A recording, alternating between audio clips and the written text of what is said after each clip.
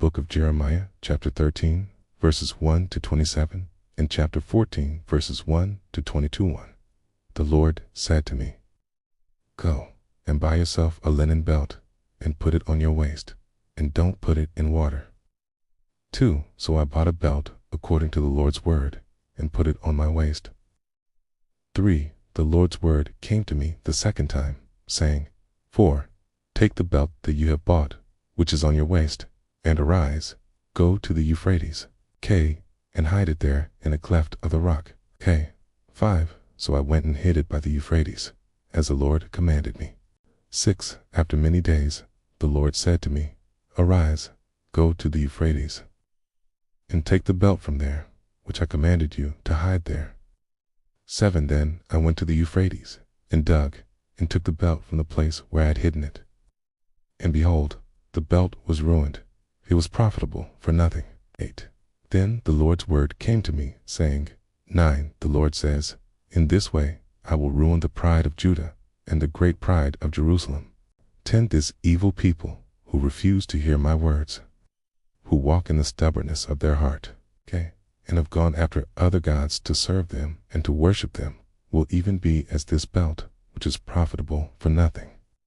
11. For as the belt clings to the waist of a man, so I have caused the whole house of Israel and the whole house of Judah to cling to me, says the Lord, that they may be to me for a people, for a name, for praise, and for glory.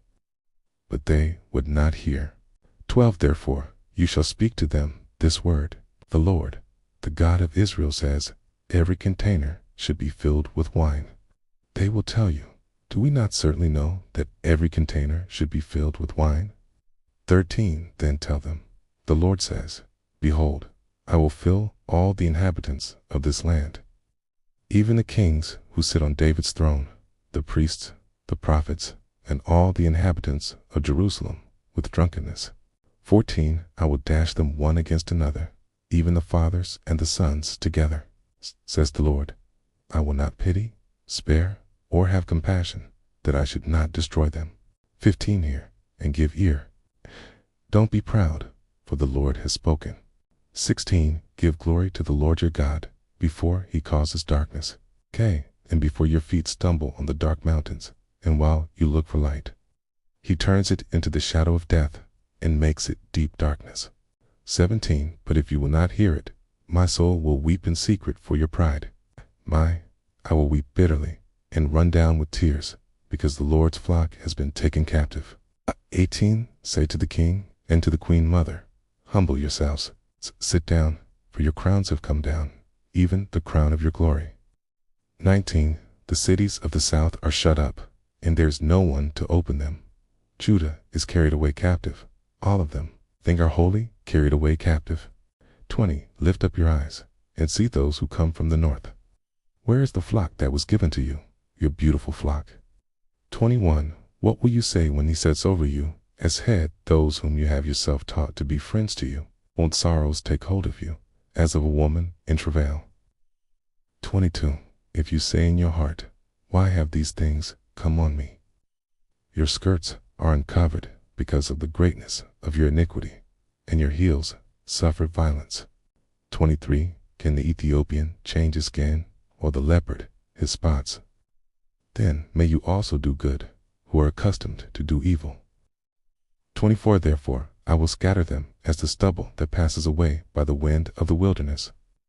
25. This is your lot, the portion measured to you from me, says the Lord, because you have forgotten me and trusted in falsehood. 26. Therefore I will also uncover your skirts on your face, and your shame will appear.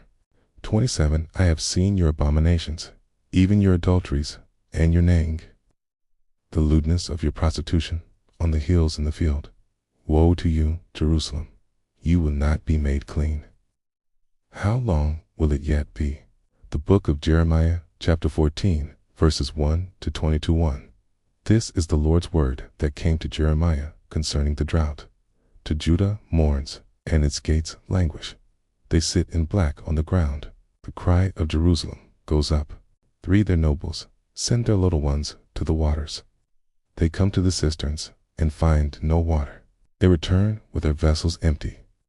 They are disappointed and confounded, and cover their heads, because of the ground which is cracked, because no rain has been in the land. The plowmen are disappointed. They cover their heads. 5. Yes, the doe in the field also calves and forsakes her young, because there is no grass. 6. The wild donkeys stand on the bare heights. They pant for air like jackals. Their eyes fail, because there is no vegetation. 7. Though our iniquities testify against us, work for your name's sake, Lord, for our rebellions are many. We have sinned against you. 8. You hope of Israel, its Savior in the time of trouble. Why should you be as a foreigner in the land, and as a wayfaring man who turns aside to stay for a night? 9. Why should you be like a scared man, as a mighty man who can't save? Yet you, Lord, are in the middle of us, and we are called by your name. Don't leave us. 10. The Lord says to this people, even so they have loved to wander, they have not restrained their feet. Therefore the Lord does not accept them. Now he will remember their iniquity and punish them for their sins. 11. The Lord said to me, don't pray for this people, for their good. 12. When they fast, I will not hear their cry, and when they offer burnt offering and meal offering, I will not accept them, but I will consume them by the sword, by famine, and by pestilence.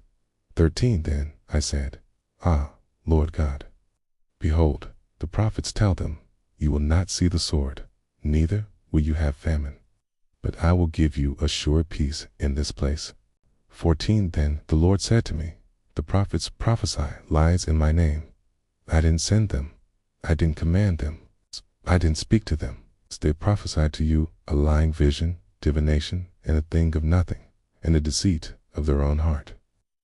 15. Therefore the Lord says concerning the prophets who prophesy in my name, but I didn't send them. Yet they say, sword and famine will not be in this land. Those prophets will be consumed by sword and famine. 16. The people to whom they prophesy will be cast out in the streets of Jerusalem because of the famine and the sword. They will have no one to bury them, their wives, their sons, or their daughters, for I will pour their wickedness on them. 17. You shall say this word to them, let my eyes run down with tears night and day, and let them not cease. For the virgin daughter of my people is broken with a great breach, with a very grievous wound. 18. If I go out into the field, then behold, the slain with the sword.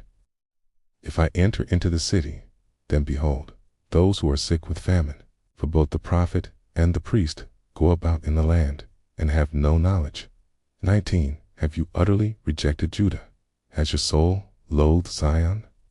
Why have you struck us, and there is no healing for us? We looked for peace, but no good came. It's for a time of healing, and behold, dismay. 20. We acknowledge, Lord, our wickedness, and the iniquity of our fathers, for we have sinned against you. 21. Do not abhor us, for your name's sake. Do not disgrace the throne of your glory. Remember, and don't break your covenant with us. 22. Are there any among the vanities of the nations that can cause rain, or can the sky give showers? Aren't you he, the Lord our God? Okay. Therefore we will wait for you. Okay. For you have made all these things. The book of Jeremiah, chapter 13, verses 1 to 27, and chapter 14, verses 1 to 22.